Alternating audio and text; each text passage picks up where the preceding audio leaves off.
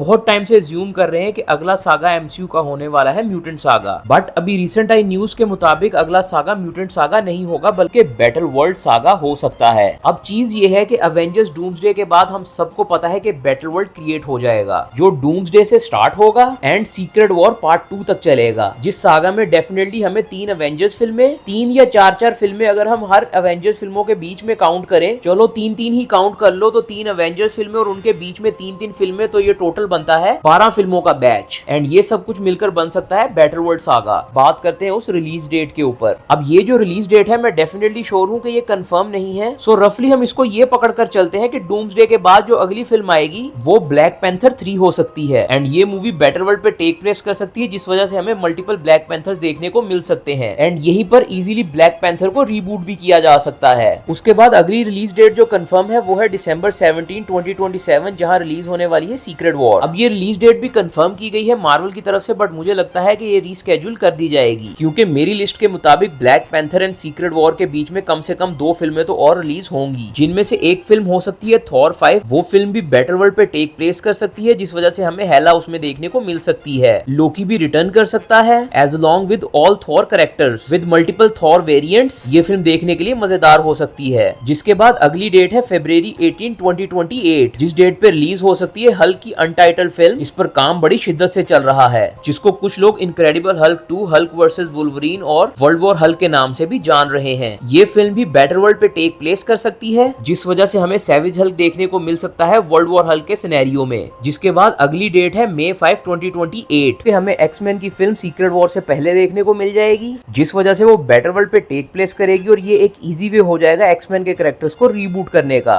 अब मैं आपको बताता हूँ कि मैं क्यों चाह रहा हूँ कि एक्समैन सीक्रेट वॉर पार्ट 1 से पहले आए, क्योंकि सीक्रेट वॉर पार्ट 1 के बाद डार्क फेज शुरू हो जाएगा AKA फेज 8, जिसमें हमें 16 फरवरी को मच अवेटेड मूवी ब्लेड देखने को मिल जाएगी एंड इस फिल्म में सेटअप किया जाएगा मिडनाइट सन्स को। ये भी टेक प्लेस करेगी बैटल वर्ल्ड पे। जिसके बाद 4 मई 2029 को रिलीज होगी Spiderman 5 AKA the day on battle world, जिसमें हमें मेफिस्टो एज विलन देखने को मिलेगा। देन 20 जुलाई 2029 को हमें देखने को मिलेगी स्कारलेट विच, जिसका विलन कथॉन होगा जो डार्क होल का क्रिएटर है। जिसके बाद हमें 10 नवंबर 2029 को देखने को मिलेगी मिडनाइट सन्स। ये एक सुपरनैचुरल साइड के हीरोज की टीम होगी। जिसके बाद 12 दिसंबर 2029 को आने वाली है मार्वल सिनेमैटिक यूनिवर्स की सबसे बड़ी फिल्म अवेंजर्स इटर्निटी वॉर, जो इस पूरे सागा का एंडिंग होगी। थॉर की बेटी लव का बहुत इंपॉर्टेंट रोल होगा क्योंकि वो इटर्निटी की बेटी है। देन इस मूवी के एंड में वो यूनिवर्स को रीबूट करेगी Reed Richard and Sue Storm के बेटे फ्रैंकलिन रिचर्ड की मदद के साथ। अब ये सारी जो लिस्ट है ये मेरी स्पेकुलेशन है।